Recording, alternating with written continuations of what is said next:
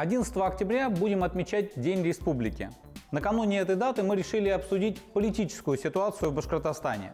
Я Рустем Ахмадинуров. Здравствуйте. Это была некая социальная реакция экономически неудовлетворенных людей. Декларация дала толчок для развития, во-первых, социально-экономических процессов, ну и, во-вторых, в целом для развития гражданского общества в республике. Декларация, она вселила надежду, что мы наконец-то будем жить как того достойны. Такая излишняя сверхцентрализация, она в конечном счете губит инициативу на местах.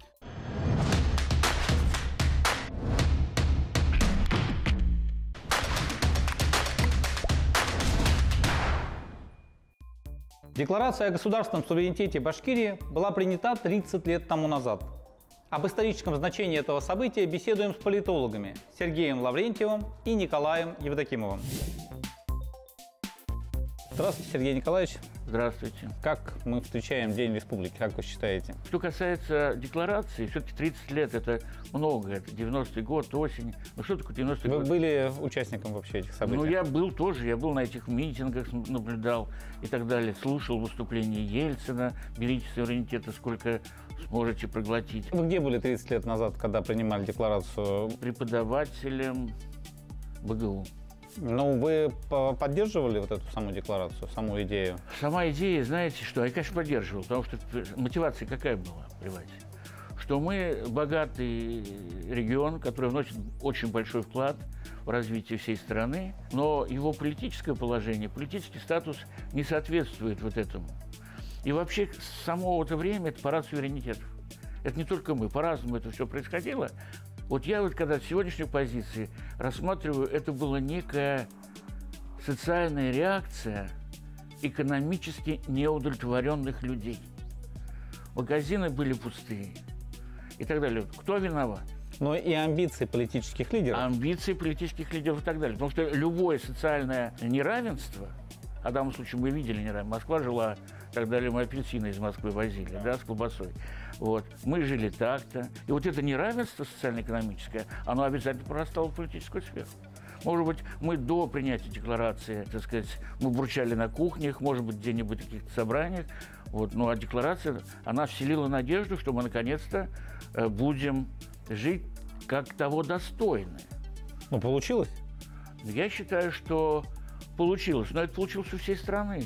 Как вы считаете, что вам удалось вообще вот сделать? Моя должность называлась госсоветник. Ну, сами понимаете, в чем дело. Внутренняя информационная политика, вообще, что связано с духовной сферой, с культурной сферой, это очень достаточно тонкая ткань. И, кстати, очень часто многие проблемы созревают именно в этой сфере. Среди гуманитарной интеллигенции, среди студенчества, которое обучается на гуманитарных, не среди нефтяников, авиационников, там, медицинских и так далее, а среди историков, юристов, филологов. И к этому надо очень серьезно относиться. Во-первых, формировать и развивать никогда бы не стал вопрос о повышении статуса национальной государственности, если бы у нас к этому времени не выросла своя национальная интеллигенция. Национальная интеллигенция является хранителем и носителем вот этой идеи национальной. В начале 90-х она у нас как раз появилась. Она уже созрела, потому что именно эта категория людей обозначила, что надо менять статус.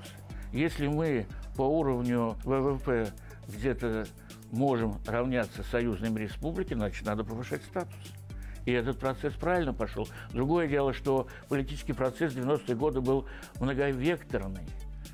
И этот процесс был остановлен, Новоогаревский, понятными вещами.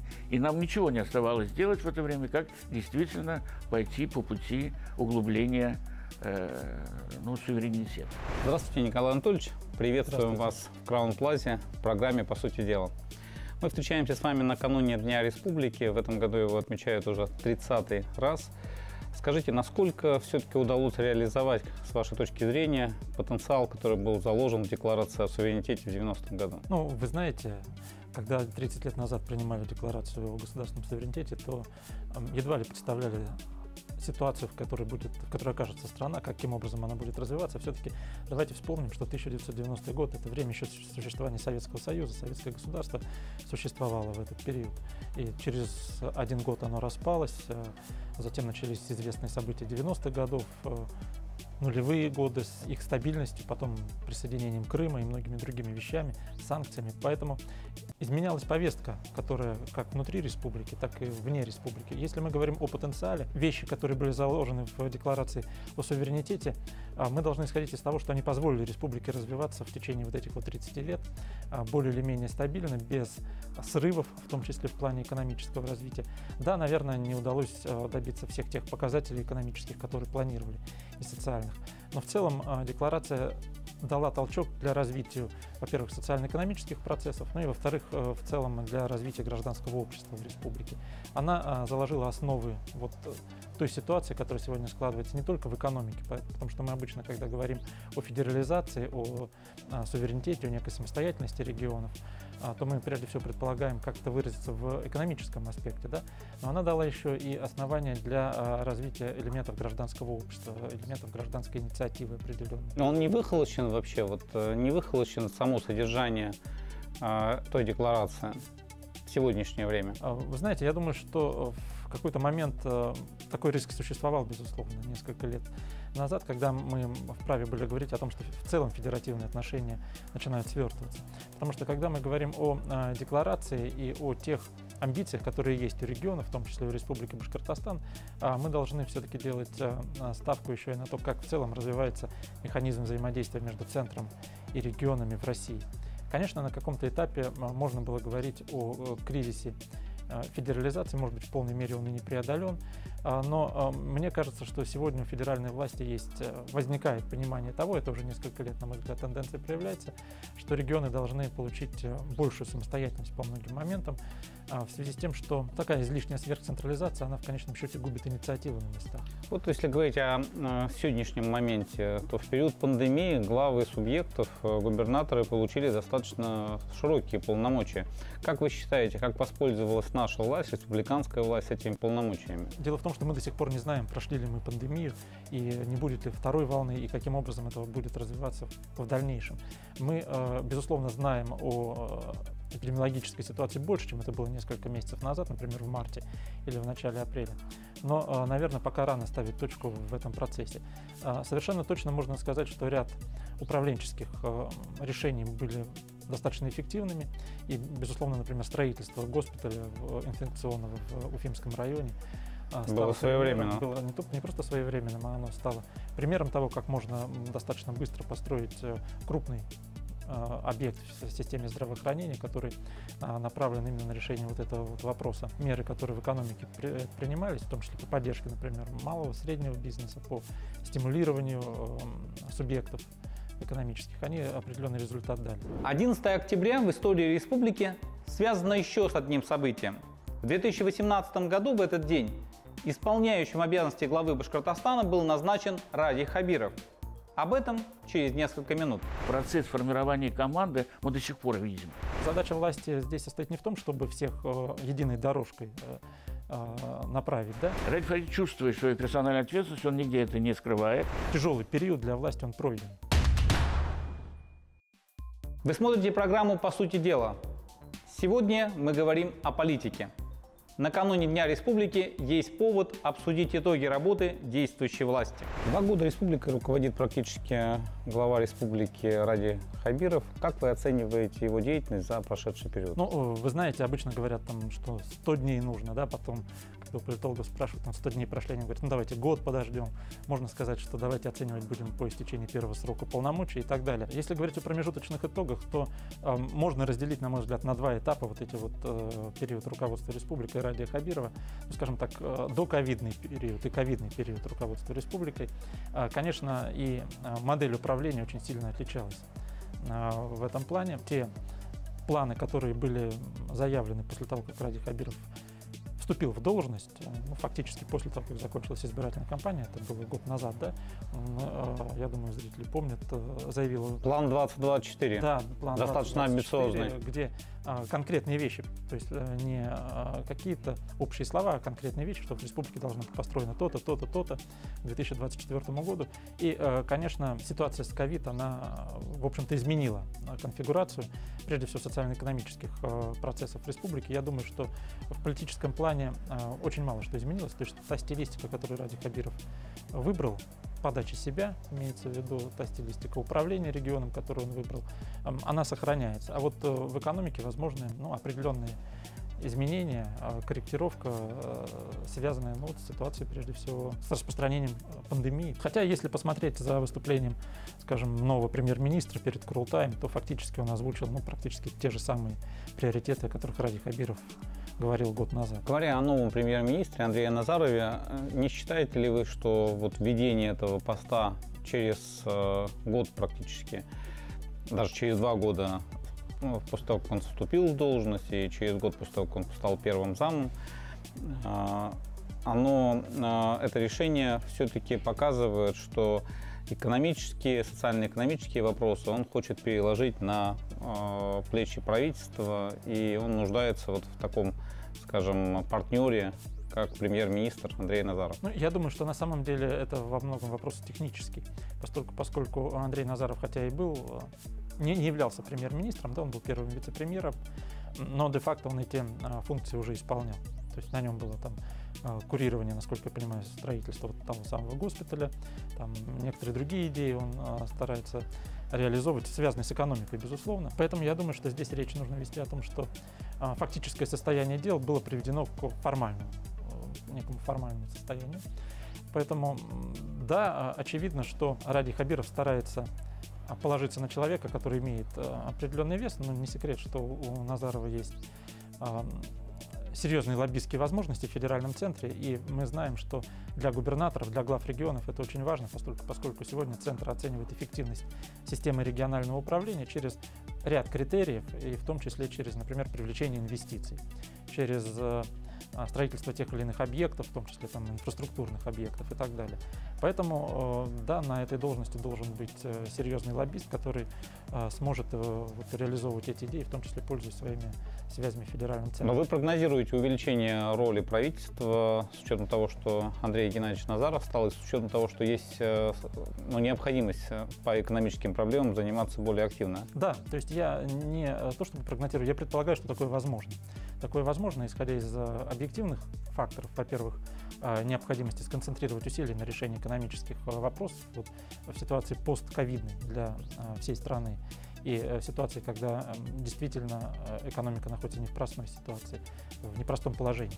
Ну и исходя из субъективных факторов, в силу того, что Андрей Назаров мне представляется человеком более публичным, нежели некоторые другие наши предыдущие премьер-министры. Как вы оцениваете расклад сегодняшних политических сил в республике? Когда Ради Хабиров говорил о единении, да, во время прошлого послания, да, например, консолидации, да, консолидации к Курултаю, то мы должны подходить к этому понятию с 2 сторон, по крайней мере, или можем рассматривать его с 2 сторон. Первое — это как единение политической элиты, управленческое единение.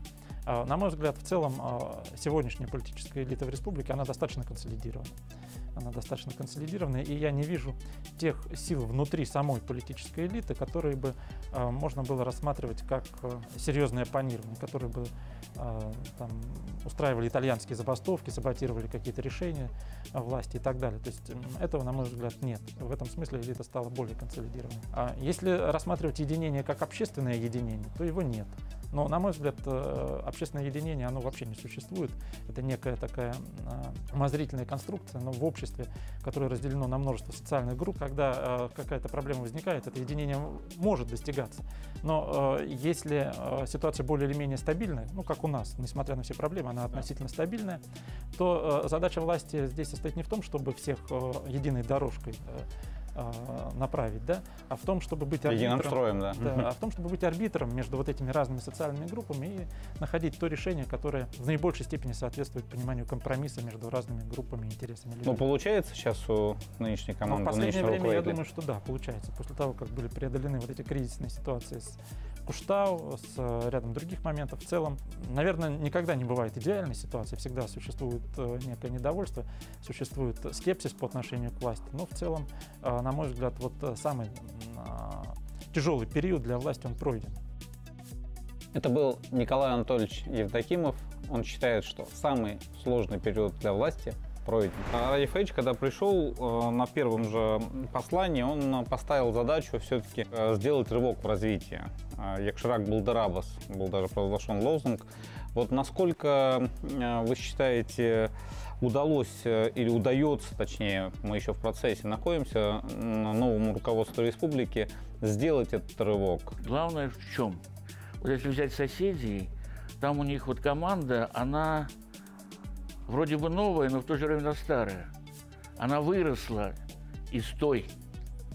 И там не было противоречий, которые занимают силы, энергию, вот, и так далее. Приводят к эмиграции, ну, внутренней. Кто-то куда-то уезжает и так далее. Вот у нас, к сожалению, все это было в результате вот достаточно серьезной конфронтации. Много там чего это было. Вы в свое время, когда были госсоветник, потом перешли к Муртазе Губайдуловичу Рахимову, который уже не был президентом, а новая команда во главе с Хамитовым, она, насколько я понимаю, ревностно относилась к деятельности первого президента. Ну, она достаточно, очень сильно ревностно относилась на уколы, которые мало чего давали, кроме нервозности. Но это как раз говорило о том, что консолидации не было. И это вредило общему развитию. Безусловно. Когда идет разлом на уровне элит, это всегда тормозит развитие.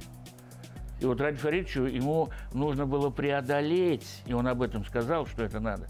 Может быть, в достаточной степени это ничего пока не удалось, потому что процесс формирования команды мы до сих пор видим.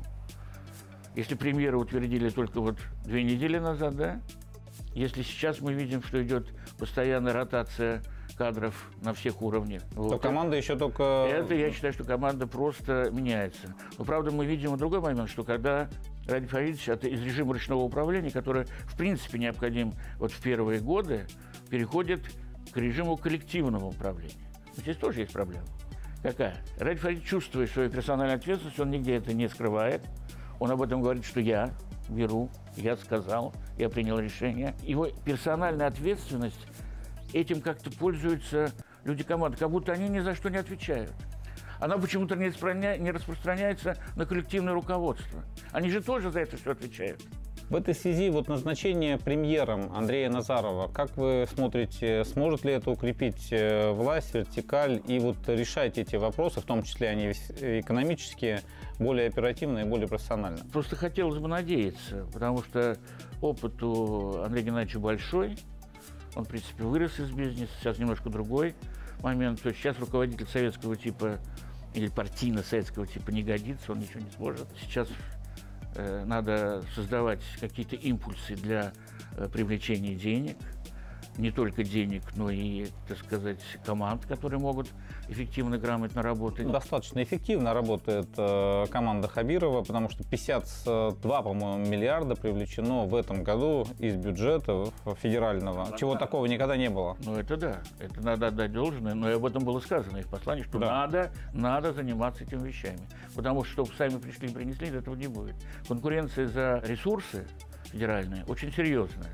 И вот конкурентная способность нашей региональной власти, лично Хабирова, ну, в дополнение сейчас, она очень высока, она повысится.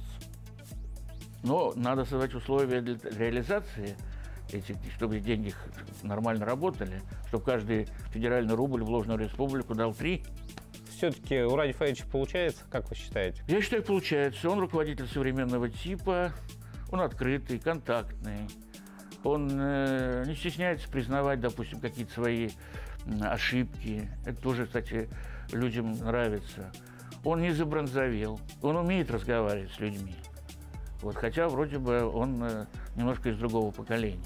А коль ты умеешь, то обязательно научишься. Если даже что-то впервые, может, нельзя же изначально говорить, что я изначально от Бога все умею. Чему-то приходится учиться на ходу. Это был Сергей Николаевич Лаврентьев, и он считает, что Радий Фаридович не забронзовел. Одним из важных политических событий 2021 года станут выборы депутатов Государственной Думы. Какой прогноз дают политологи? Если мы посмотрим на то, как проходил единый день голосования в других регионах, то совершенно очевидно, что появляются новые субъекты, которые партийные, я имею в виду, да, политические партии, которые пытаются отнять голоса у традиционных политических партий. Новые люди. Новые люди. За правду. За правду, да. Экологическая партия. Зеленая альтернатива. Зеленая альтернатива, совершенно верно. Если они появятся в республике как активные субъекты, то да, они, возможно, попытаются отнять часть голосов у тех традиционных 4 парламентских партий, которые в регионе есть. Вот последние выборы, они показали, что растет линейка политических сил, за которые люди голосуют. То есть мы видим некую тенденцию, что народ хочет обновления. Избиратель хочет новых людей. Избиратель хочет новых политических сил, новую политическую риторику, новый аргумент. И вот, допустим, если сегодня 13, кажется, политических партий, 16 уже политических, имеют право. И вот они имеют право выдвигать своих кандидатов в Государственную Думу без сбора подписей. Да. Эти партии придут в республику. Мы электорально очень такой интересный объект. В этом все заинтересованы. У нас, во-первых, много населения. Вот это обязательно фактор будет работать. Приедут сюда, начнут агитировать, начнут будоражить, начнут расчесывать те небольшие рамки, которые, может быть, и есть в нашей реальной сегодняшней жизни своей, да? То есть вы ожидаете... Я ожидаю обострения конкурентной борьбы. Это значит, надо существующим политическим силам, типа «Единой России», коммунистов там, и так далее, те, кто реально есть, готовиться серьезно, что, так сказать, борьба будет серьезной, к серьезной борьбе надо готовиться. Наша программа подошла к концу. Я с вами прощаюсь. И в завершении наш традиционный блиц. Как вам сегодняшняя ситуация в мире? Ну, если взять по шкале от 0 до 10. Тогда, наверное, 2. Как говорил герой известного фильма, стабильности нет. Я бы оценил ее на 3. Будете ли вы прививаться от ковида? Обязательно буду. Я вот сегодня привился от гриппа. Придет время, так сказать, привьемся от ковида. Но скорее да, чем нет. Что для вас Родина? Родина – это те люди, которые рядом со мной, это моя семья, это их жизнь, их судьба. Родина для меня, знаете, это, наверное, моя мать, отец, семья, это мои друзья, это мой город. Ну и, наверное, в самом большом смысле моя страна. Язык, литература, история – это все вот моя Родина.